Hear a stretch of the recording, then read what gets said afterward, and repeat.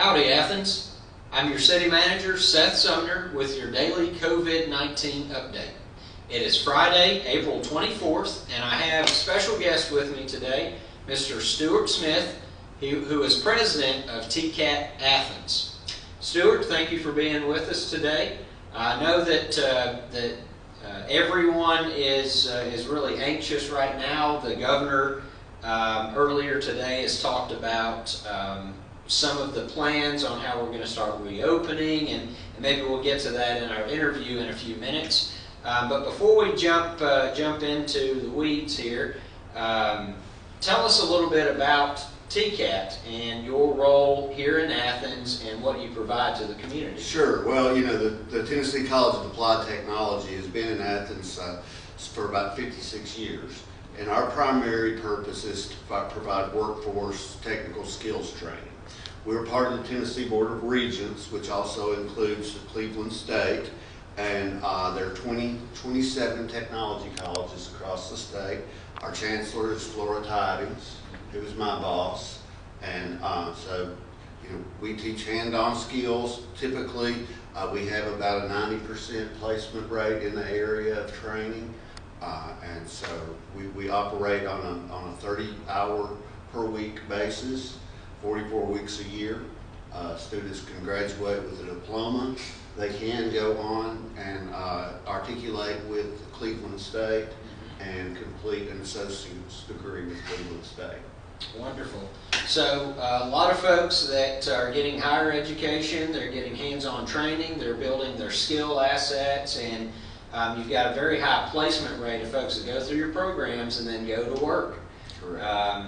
And so it's incredible to have an asset like TCAT here in Athens, and to have our workforce or future workforce being trained up with the skills that specifically that our manufacturers, that our industries, that our skilled professionals need in the area. So it's an incredible asset.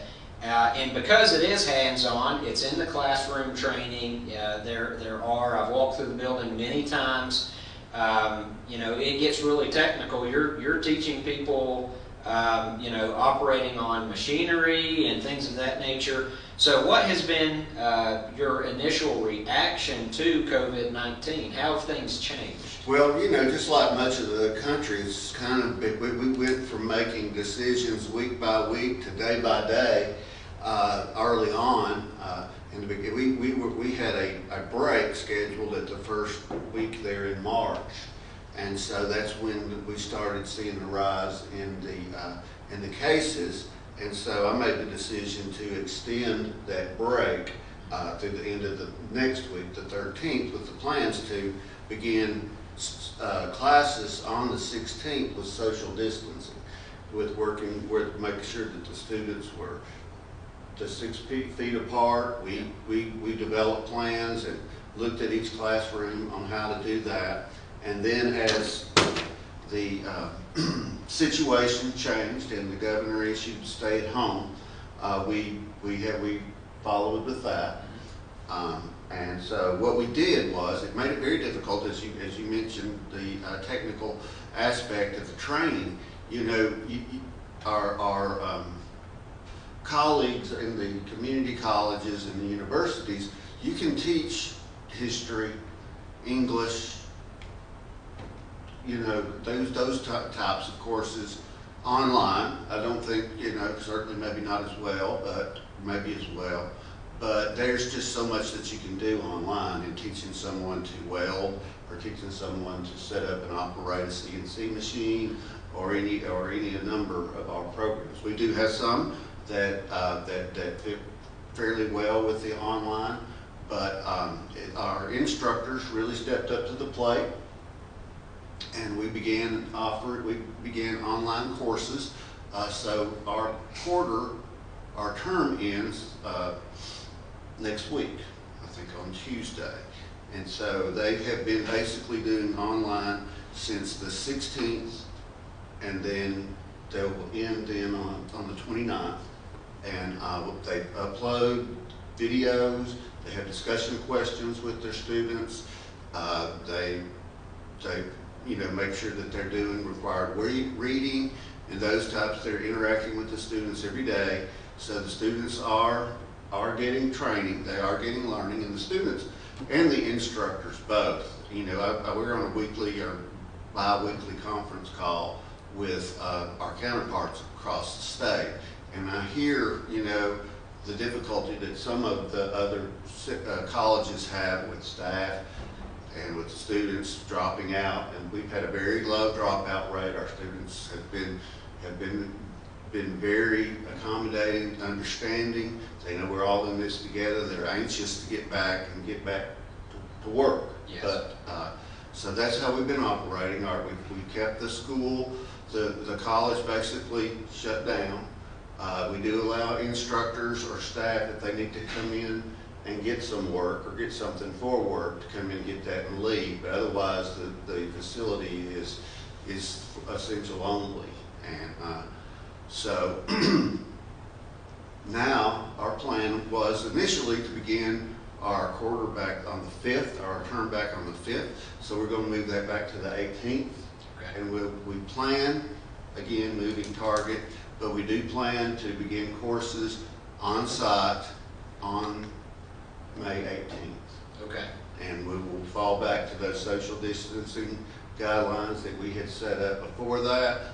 We're going to probably, have more stringent requirements for personal protection after that, and so hopefully that we will be able to, enough will be cleared by then that it won't be an issue.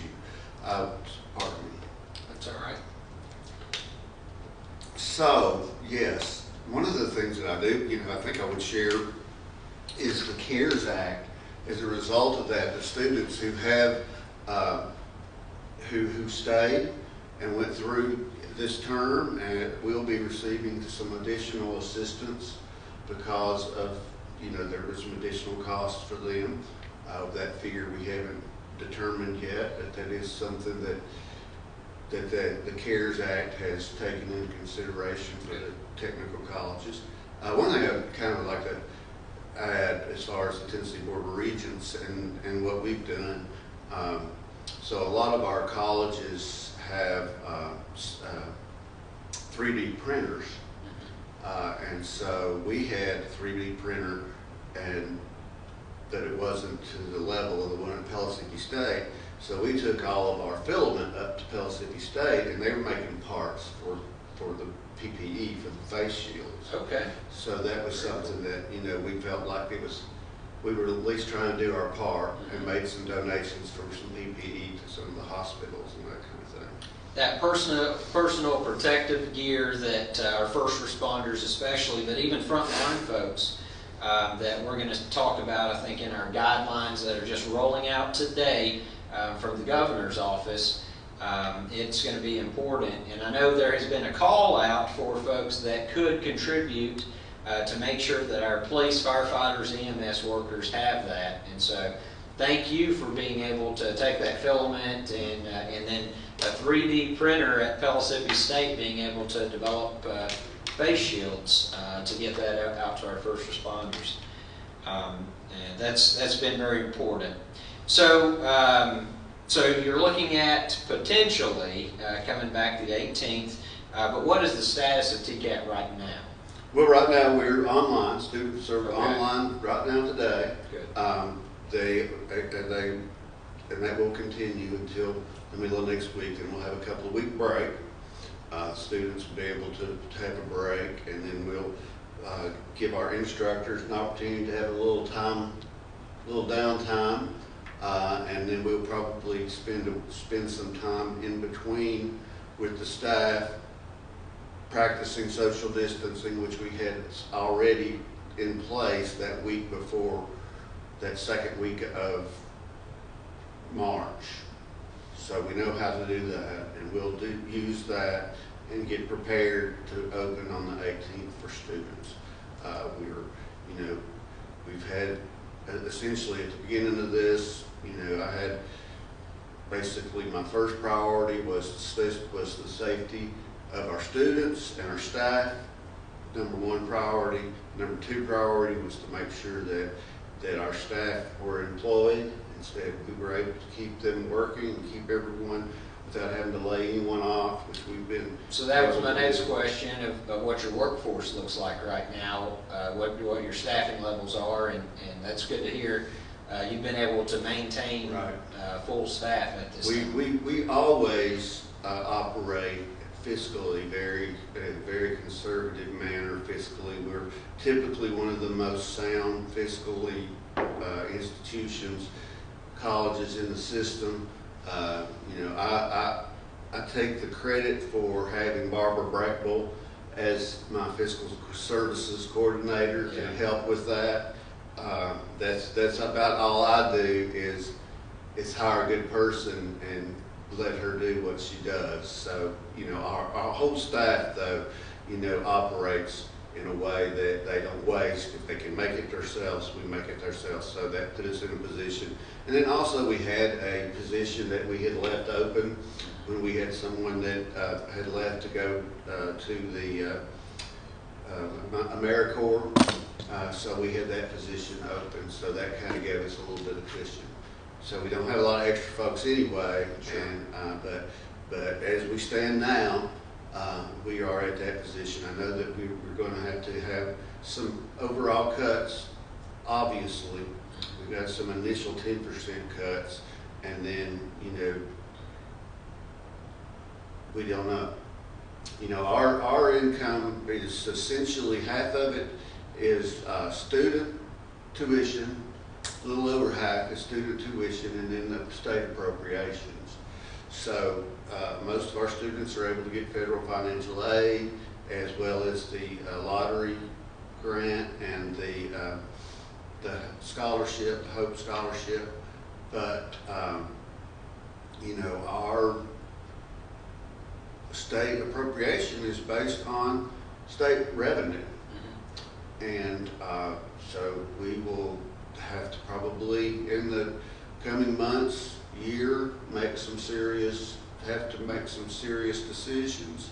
It's particularly daunting with the situation that our McMinn County Higher Education Center is in the process of being developed and built. Yes. And you know, we're looking for a early 2021 completion of that. So, you know, it takes money to open a facility, and there's just a lot of unknowns, and we just have to kind of deal with those as best that we can. We make decisions as a team at TCAT, and our chancellor is a great leader. Flora Tidings has been a very good leader in listening to the presidents and trying to move forward the best path, and also give us flexibility. So, you know, that's the unknowns are the most daunting thing for me. You know, is because we had such a great staff, such great students go along. You know, the hiccup here or there. But mostly the stuff that I dealt with was the good stuff of promoting the center and getting our higher ed thing done, and, you know, didn't lay awake a lot at night worried about stuff. Yeah. Well, that's changed. Yeah. And so, as I know it has for many of them, and I know that we will come through this, but there's going to be some darkness before there is some light. But we have a great staff, and appreciate the support from the city and the county, for sure. Thank you. Yes. And I'm kind of rambling, but no, it's all good stuff, and I'd like to dive into a few of those things. I've watched now TCAT Athens, for those of you who may not immediately recognize it, is right next to McMinn County High School right here in Athens. And you've got a good-sized campus right there, and actually have a tie-in to the high school, helping educate high school students as well as folks post-high school. But y'all had a small expansion over the last few months that at that building, and you may want to speak to that. But then also, let's talk a little bit more about something very exciting for the future, which is the Higher Ed Center that is going out on Denso Drive here in Athens, which is a new $17, $18 million investment from the city, county, state of Tennessee to make a regional center there that's going to be a new model that will be adopted across the state. And we're going to be one of the first people in the United States to have anything like that right here in Athens. So would you care to talk about your current campus Sure. and then your future expansion to a secondary campus? Yes, so we, it's been, I guess, a 3-year period, we have completed an expansion it's about a $2.5 million expansion. We added a new nursing classroom that just got that open, 60 person capacity, Right. Expanded some of our classrooms, some of our shop areas, provided more square footage, updated some of the electrical, like I said, about a $3 million expansion. So that because that we were needing space. Mm-hmm. And so the McMinn County Higher Education Center, which actually began through our plant managers program, our plant managers meeting about 6 or 7 years ago, Wow. and we worked on that and continue to work on that as a team, as the McMinn County, the team, the city, the EDA, Kathy Knight, our mayor, John Gentry, anytime someone from the state came through Athens, they knew they were going to hear about 5 times about the Center for, we called it the Center for Advanced Manufacturing. And the idea started with, one of the synthesis of it was that our industries, many of them need training space, but they don't need it all the time. So for some, particularly more some of maybe the smaller ones, it's not useful, it's not good investment to build a training area when they're only going to use it a few months or month or so a year. Right. So part of this is a industry training where they can come, set up, use it, get their training, and then go back and use the skills. They can use our folks, or they can use their own folks, or if they get a new machine in, they can do the training. We will be putting a program out there, an advanced manufacturing program that's directed directly toward providing the employees, the skilled employees that they need for production in our area. Cleveland State has been renting forever here in Athens and has a very strong presence. And so we were able to, they'll be able to move in and be able to have their own building and not be paying that rent every year. Sure. It will also allow us to work together more closely. It will help us to develop programs that are more symbiotic, so that we both play to our strengths. It's going to be a beautiful facility. One of the most enjoyable things that I've had in my career is once that we did get the money, is being able to work with the architect and Alicia Fox at Cleveland State and developing that building and getting to have say on what it looks like, how it functions, and that kind of thing. So I think it's a beautiful building. Hopefully when we get it completed, everyone else will feel that way as well. I know you've seen renderings of it. Yes, I've got Stuart provided a rendering of it that I have sitting in my office. I look at it every day, and I agree. It will do a lot to enhance the landscape here in Athens. And I've been, I was in consideration of and this is personal opinion too, is that I do think it's a very attractive building. And my worry was though that all the folks driving by on the interstate aren't going to get to see it.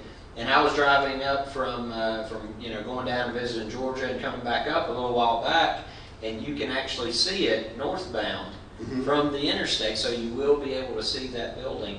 And it is being developed right now. The footprint is there. If you want to go see that site, you can just go down Denso Drive, and it'll be right there on the left when you come to the first intersection, or I'm sorry, the second intersection there in Denso, at Denso Drive. So go out there and look at that and watch that building being built, because it's going to be about 56,000 square feet. Yes.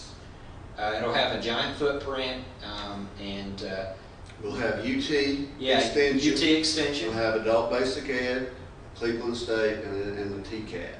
Yes. Will all be there. And so, yeah, it's the collaboration, and that's really where we need to be moving as a state, as a system, is instead of working against each other or feeling like we're competing, we need to be developing ways where we are complementing each other. Absolutely. And strengthening each other, because the competitiveness of training, the competitiveness of manufacturing, is just, there's not a place for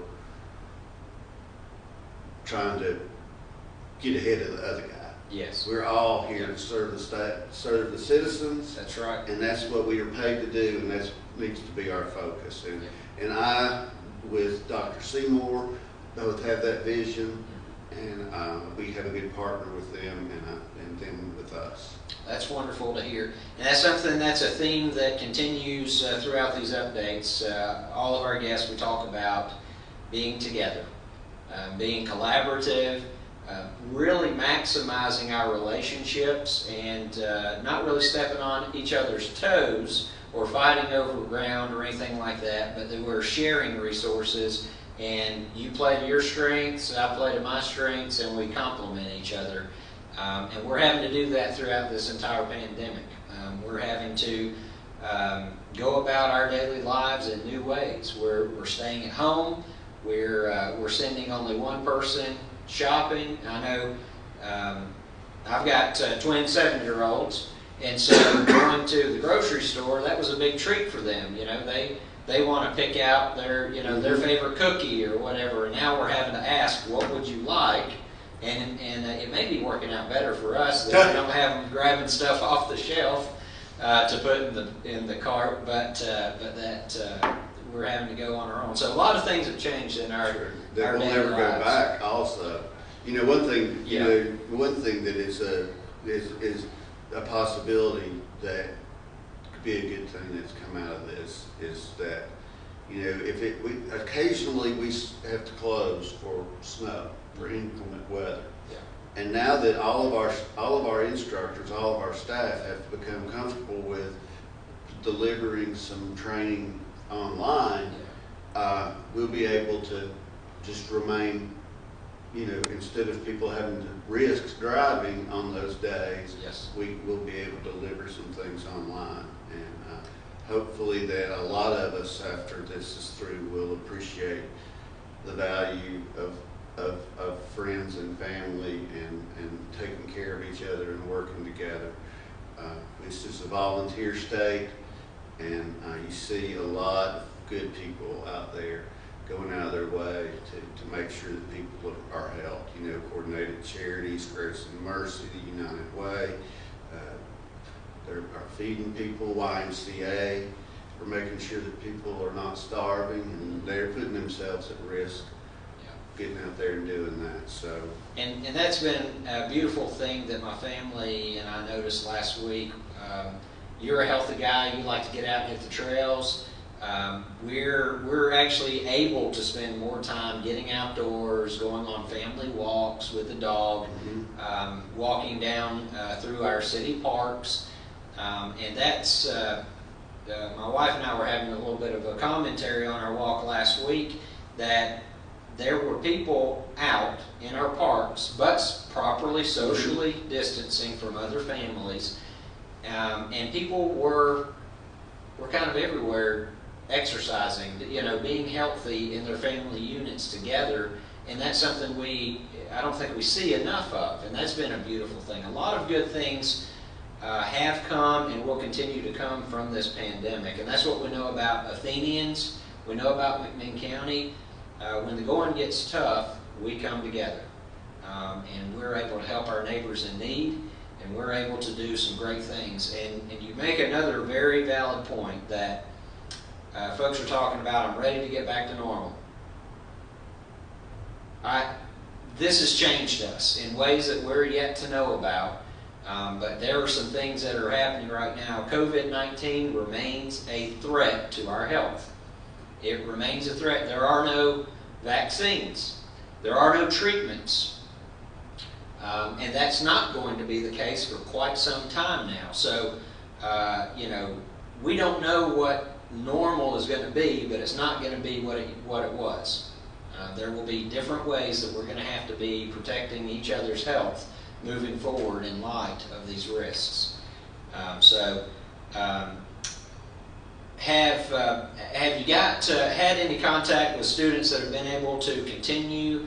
I know I've looking at and serving on the Economic Development Authority. We know a lot of times there are hundreds of jobs available in Athens and McMinn County, especially in our manufacturing facilities. And it's not that we don't have the people. We need the people to have the skills, and that's what you do. You plug in and make sure that the manufacturers are telling you what skills they need trained up, and we're able to help publicize that. You build the programming, the students come to you, and then they're able to go and fill those jobs, and that's so important for us to keep our industries here active, to keep our economy active, and so that skills program that might be a few months, a couple of years, makes a huge difference in our overall community. So are there any stories through the pandemic that you're hearing from your students and how they've been affected during this time? I hear from our instructors who just basically, there's had to be some hand holding for some of the students because they've come back to be retrained later in life, and so they were coming to learn how to do this stuff, and now they're kind of having to be handheld. The students are just,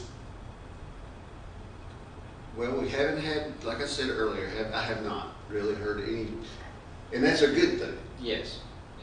It's a good thing, that I'm not getting calls saying I'm not happy. Right. And we're not having people drop out. Most of the instances where people have dropped out has just been where they've had to, not necessarily because, this is not what I signed up for. So that's heartening to me. Good. Good. Yeah, usually the stories I usually get are when somebody's mad. When I hear from them, of course, when they're mad, the instructors see the impact and see the good stuff. So that's why I hire good instructors and get out of their way and let them do their job, and certainly have a group of good ones. And I just, I want to say I appreciate you and the City of Athens for keeping everyone informed through this. There is, there's misinformation, and it's good to, hear a consistent, reasoned explanation and information coming locally, so people they know. Yeah, makes a difference. So thank you very much for that, and I think this has been a very good, very positive thing, and we're seeing that in our comments and likes and shares and things like that. But there was a lot of misinformation early on, and then it kind of disappeared, and folks are, tuning in, and we're providing, this isn't my data. I don't own anything. I'm not creating anything. I'm just sharing from the only source. And it's incredible, folks, that want to even argue with that. And you know, we could probably argue things could be different or better, and you know, but you know, there's professionals, very smart people that are handling all of those things, and all we're doing is turning that message back around and giving a local face, local take on that, and then sharing exactly what we're doing right here now, which has been, you know, I think the biggest part of this is having folks like you come and say how certain segments of our population are affected right now, and give us what we're looking forward to in the future, and give us, you know, a good message of, so we can see exactly what our whole community looks like and how it's affecting us all. Mm-hmm. So really appreciate you saying that, but even more so appreciate you being here with us to talk about TCAT. And the wonderful programs that you do, and how big a part of our community and our community success comes out of that institution that's been here Since 1965. Since 1965. I wasn't going to do the math that quick, but Well, it's easier now. It's easier now that we're on an even number. yes, yeah. It is. So a long time, and you're going to stay on your campus there next to the high school. And also be expanding over to Denso Drive too now. Correct. So even bigger impact. Great things to look forward to as we recover from this pandemic.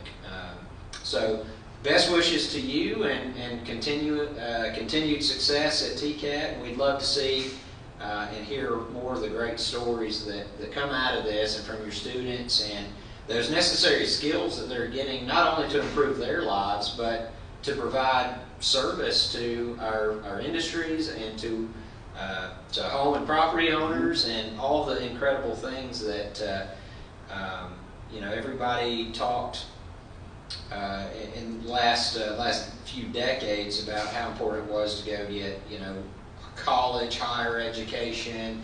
You know, we needed that to be successful. And then, well, I still need help with my plumbing. I still need somebody that knows how to run a robot, because they need to build a part for my car. There's a lot of very technical and skilled trades that we're really being able to highlight once again, and make sure that we're letting folks know that that's sometimes even more a better path for folks to take than incurring a lot of student debt on one side for education that you may not be using in your career. So Well, and I'll add too, you know, education can be lifelong. that's right. And so, Yeah. you know, instead of, like I was talking about earlier, you know, competing, or you can learn those hands-on skills, and you can continue through Cleveland State, and then if you want to continue to the finest university, Tennessee Tech, you can. We have many fine ones. I might have a special place for that one. But anyway, so thank you again, and be glad to come back afterward and share, maybe find out some of those good stories. Yes, we love that, because I do think we're getting enough callback on these videos that we will, in some way, shape, or form, be continuing this platform as public information and being helpful in providing a service to our citizens. But once we get to a certain point, and it may be coming soon, it may be coming next week, I think we will be looking at ending this daily update and maybe move to once a week, or you know, whatever that platform is going to be. We'll continue this. So Yeah, thank you very much, Stuart. With that, we are going to work a little bit of technological magic here behind the scenes, and I'll be right back with you in just a second to provide an update about what the governor rolled out, and Commissioner Mark Ezell, what's being rolled out by the state of Tennessee for our recovery and our phased reopening of businesses over the next few weeks. I'll be happy to share with you in just a second what we know about that from today's press conference. And we don't answer all the questions. There'll still be some questions. We understand that. We're here to be helpful. If you do have those questions, contact us. You can call us here at City Hall, 744-2700, 744-2700, and you can get in contact with us.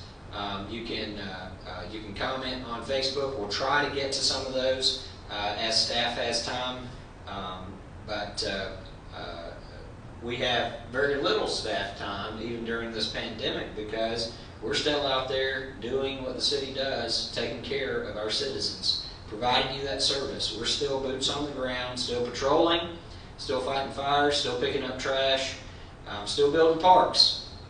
So we'll be back in just a second, and we'll hear more about what that rollout looks like.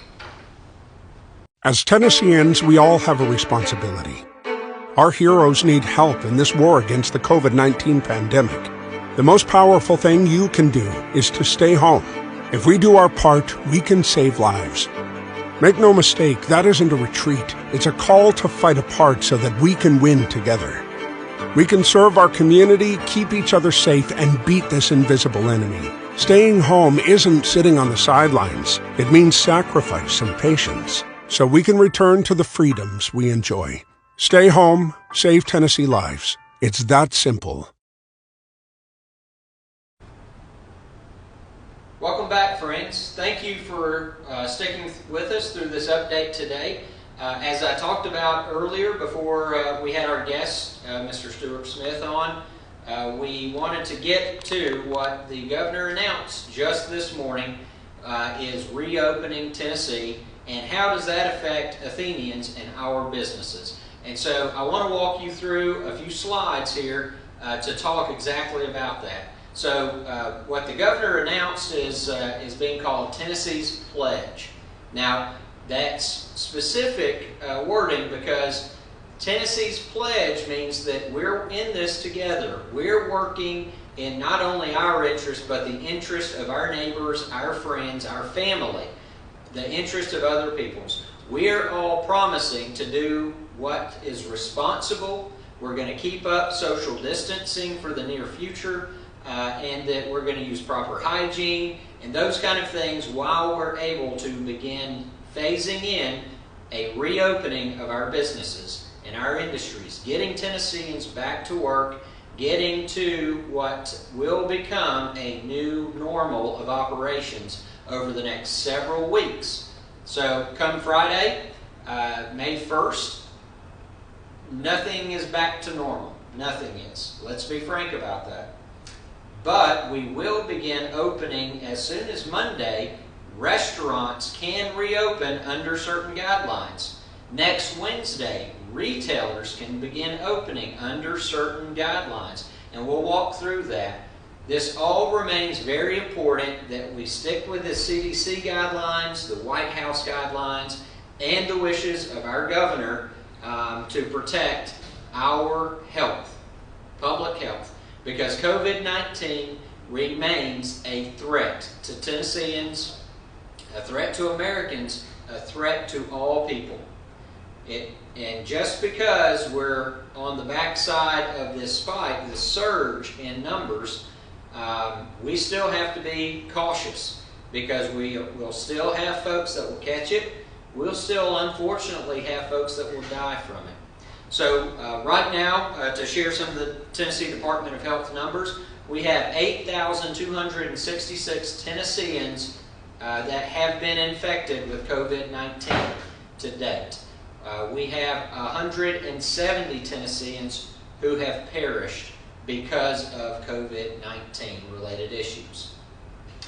We have to protect those vulnerable populations, folks with weakened immune systems, even though we're reopening. We want to reopen. We want you to be able to recover your livelihood. We want you back at work, but we still have this COVID-19 threat. It's just as serious, just as big of an issue moving forward as it has been over these last several weeks.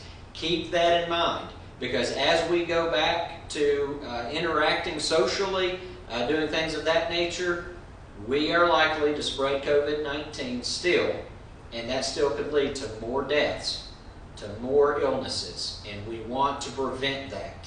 We don't want anybody else sick. We certainly don't want anyone else dying. And I'll tell you personally, from my perspective, I do not want to be the cause of an elderly person catching COVID-19 and not able to recover from that. This is a serious responsibility that as Tennesseans and Athenians and McMinn Countyans we have taken seriously, and we must continue taking seriously. It's not going to be me that causes harm to another person.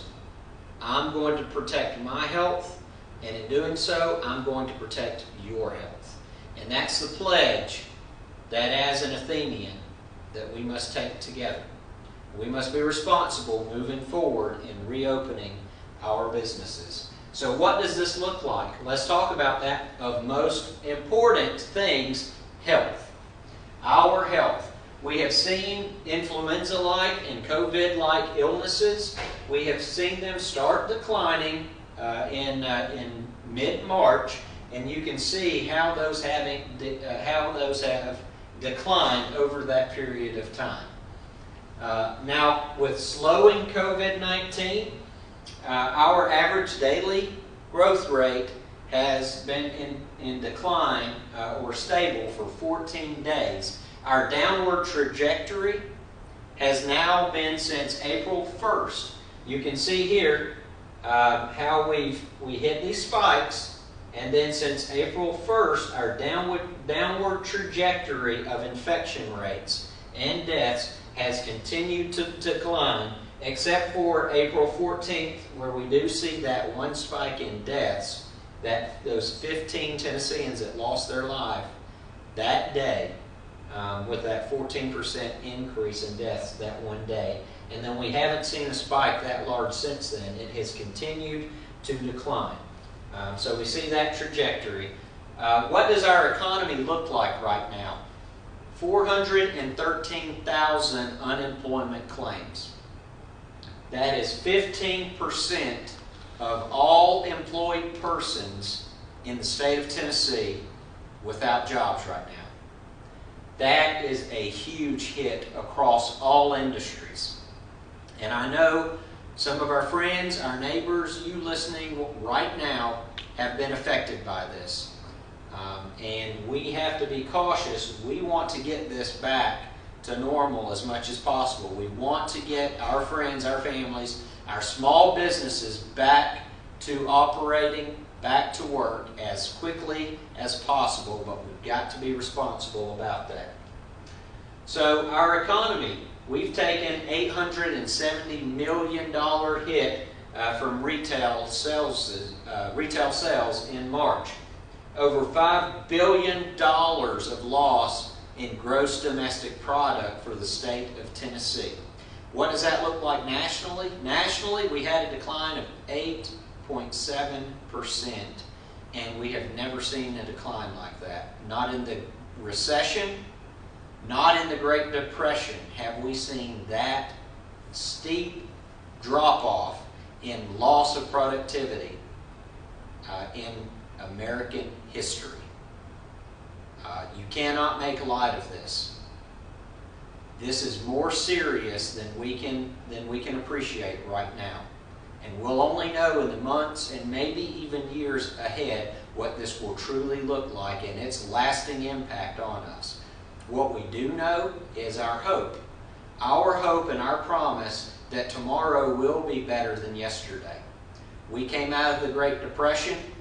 We came out of the recession and previous recessions better and stronger than ever. We will recover. But there has to be new ways of us doing business in order to see that through, and to see that through quickly. Some of the important lines here that I want to point your attention to: $408 million decline in restaurant sales. Restaurants had to close except for takeout service. In March alone, $408 million decline. That's, of course, going to be much greater in April. $177 million decline in hotel and accommodation sales. $218 million decline in motor vehicle-related sales. $64 million decline in entertainment and recreation. We had to close our movie theaters down. We had to close a lot of businesses under the executive orders of our governor to protect public health. It's better that we live. It's better that we have a healthy life and we can live to recover from this financially. Our economy, you can see across the state, the hardest hit areas. Of course, this is Gatlinburg, Sevierville, Pigeon Forge, our friends in Sevier County. One of the biggest industries, I'll show you in a future slide, is, of course, tourism. And tourism is a $21 billion industry right now in the state of Tennessee. It is one of the biggest industries that we have because it affects our restaurants, our hotels, and there has been a steep decline as people are not traveling. They're not coming to Tennessee and spending those dollars. Here we are in McMinn County in Athens, and you can see that we're kind of middle of the road as far as these unemployment claims for Tennessee. Not the hardest hit areas, but certainly we have not been able to be unaffected by this. So I know our people are hurting. Sales by retailers year over year, and looking at these months, what our average sales are going to be. You see the spike here. That's natural. That is Christmas. That's Christmas holiday shopping right there, November, December, leading up, and then it usually returns back down in January, a little bit lower, but we've been maintaining about a 5% growth rate over the past year, and then you can see what happened in March. Just an absolute tank right there because we had to stop. We had to stop our small businesses. A lot of our small businesses on their own chose to close to protect their customers and to protect our families and public health. But that means they're losing sales. They're having to file for unemployment in a lot of cases. And so we know how bad that is hurting. This is our categories by sector. You can see art, entertainment, recreation affected, with the biggest percentage of their workforce being affected by unemployment right now, 39%. That is 15,456 people in that industry segment, but 39% of that sector being affected.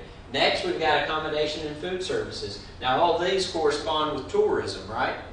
Shopping, tourism, visiting other areas, and even within our own state, not just people coming in from out of state. But 29% of accommodation and food services file for unemployment, but that is a staggering 87,299 people. And then you see our next, the largest amount of people, manufacturing.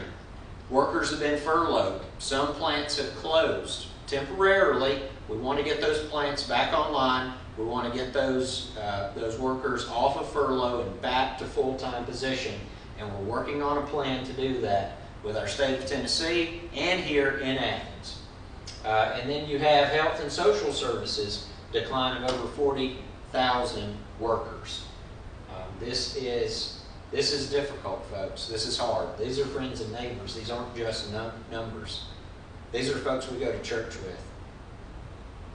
This is our family.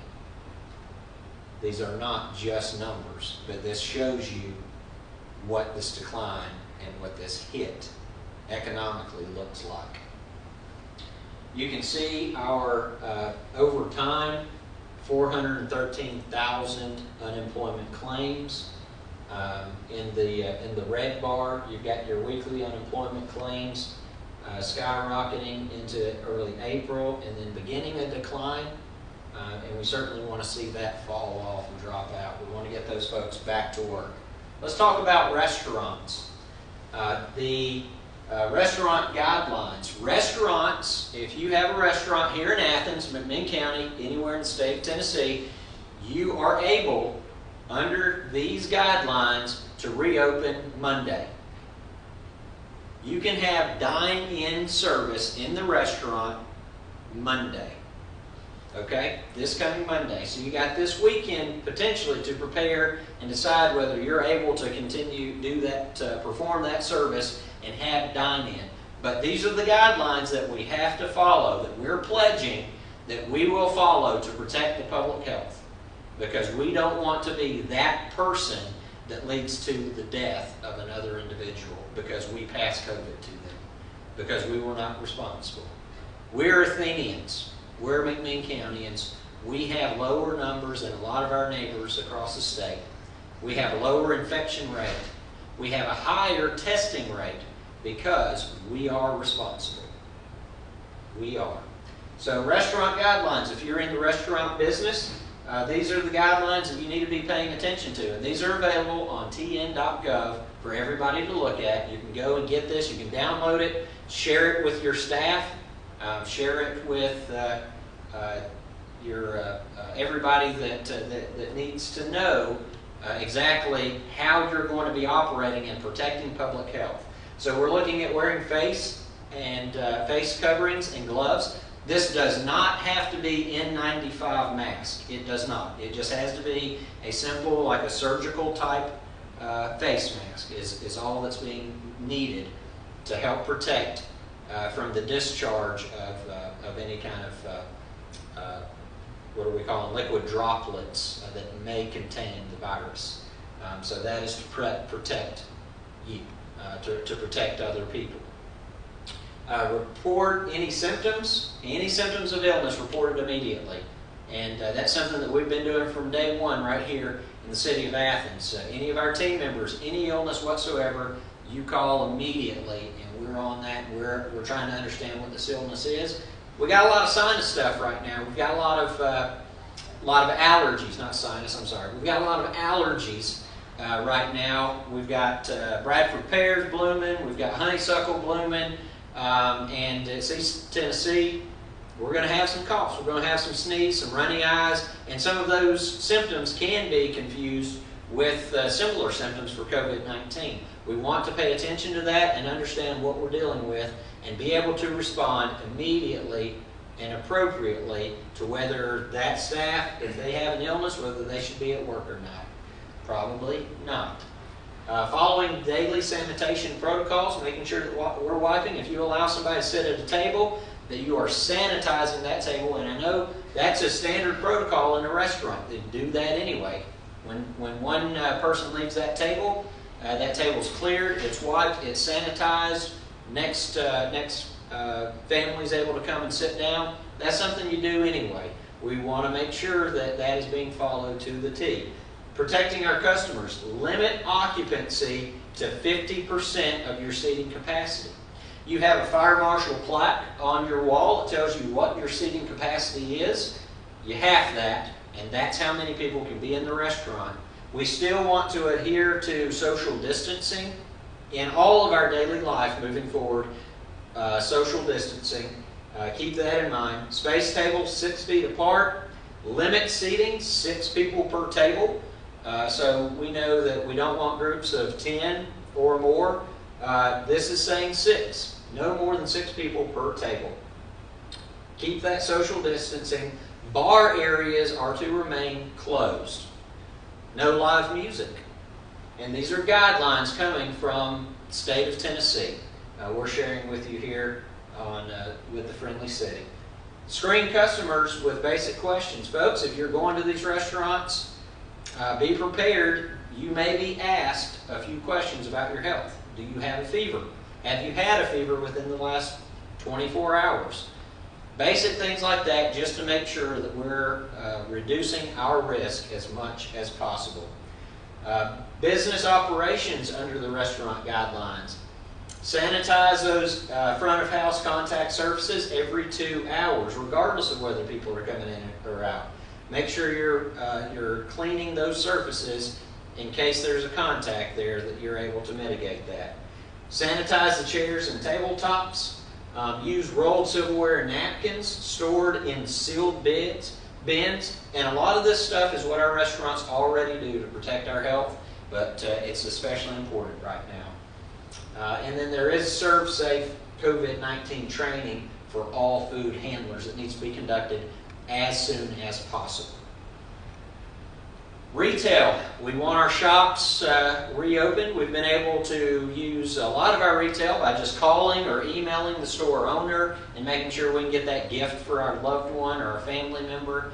We had Administrative Professionals Day just this past Wednesday, and we were able to make that call. This is what I would like, box it up. Hey, thank you, I'll deliver it. You've been taking care of business on that level. We appreciate that. I'm glad you were able to. Some businesses haven't been able to move to that model yet, and this is some guidelines that will help us consider in what we need to be thinking about for reopening those retail businesses. And if you own a retail business, the first day that you are able to reopen is next Wednesday. Next Wednesday, you're going to be able to slowly reopen under these guidelines, and not before. Retail guidelines, protecting your employees. Again, this cloth face covering, gloves, other personal protection that you feel is warranted, and that your employees feel that this is an appropriate level to protect their health and the public health. And that face mask, again, does not have to be N95. You don't need an N95. It just needs to be a simple face mask to protect droplets from being able to be discharged when talking. Report any symptoms to the supervisor immediately. Provide training on personnel on that protective equipment. Make sure you're following the CDC guidelines. Go back to the CDC guidelines and remind yourself what those say, and also the White House guidelines on how we need to be protecting the public health. Follow that. Stagger shifts, breaks, and meals. Maintain social distancing. There it is again. Protecting customers. Limit customer occupancy 50%. Again, you've got a customer occupancy plaque in your business. You know how many people can safely be in your building at one time. You cut that in half, and that's what this guideline is stating. So 50% occupancy. Customers should wear face coverings inside stores. So if you're going shopping next Wednesday, your favorite store is open, make sure to wear the face covering.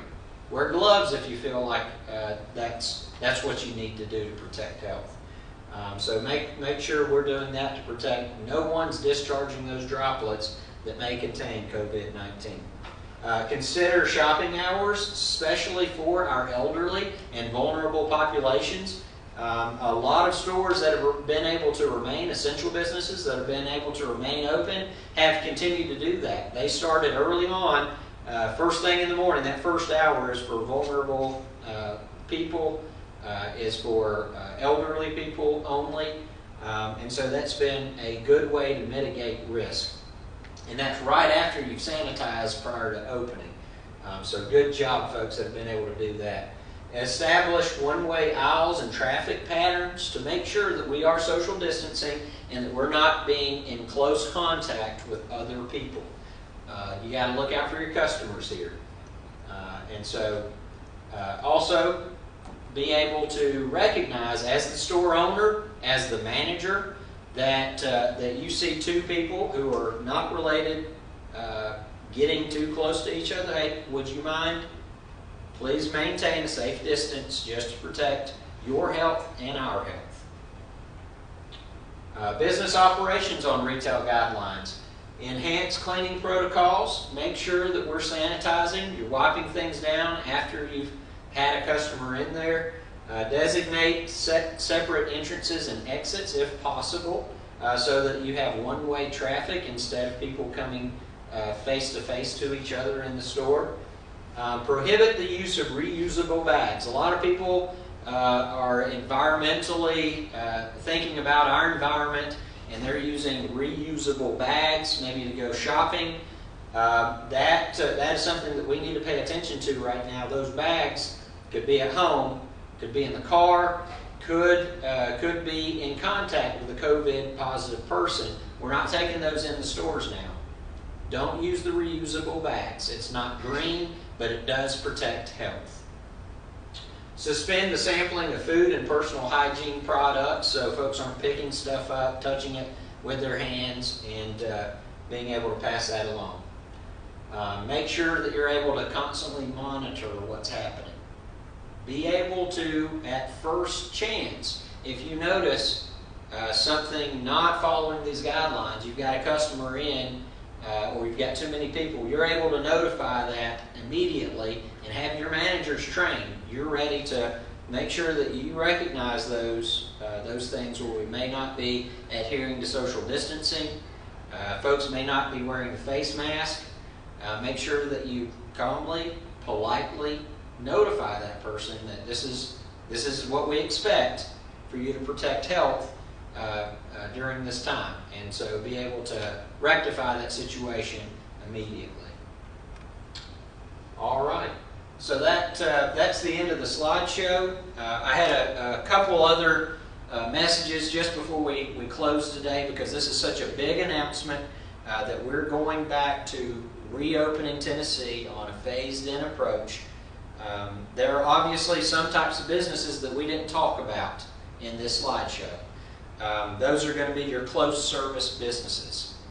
Salons, tattoos, barber shops, gyms, all of those that were listed by the governor in his executive order are to still remain closed.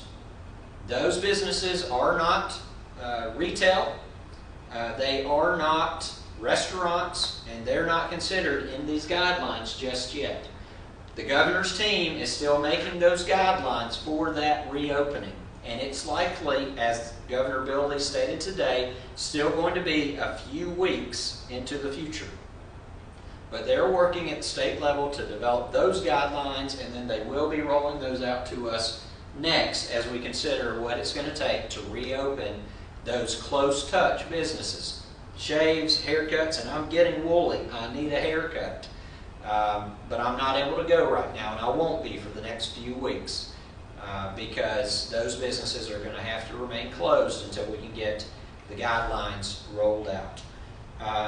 So please pay attention. Watch us. Watch tn.gov.